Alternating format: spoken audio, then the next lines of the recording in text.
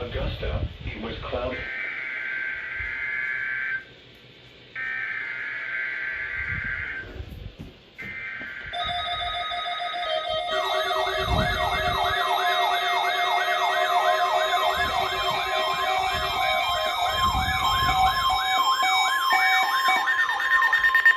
The proceeding was a test of the National Weather Service emergency warning. Failed.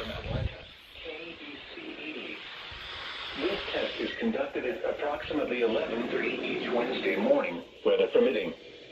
If this had been an actual emergency weather situation, the warning alarm would have been followed by an actual watch or warning. Reception of this broadcast and the warning alarm will vary at any given location. This variability, normally more noticeable at greater distances from the transmitter, will occur even if you are using a quality receiver in perfect working order. To provide the most consistent warning service possible, the warning alarm will normally be activated for warnings in selected watches within a 40-mile radius of your transmitter. This area includes the following counties in the Atlanta listening area: Cherokee, Clayton, Cobb, DeKalb, Douglas, Fayette, Forsyth, Fulton, Gwinnett, Henry, Newton, Rockdale, and Walton.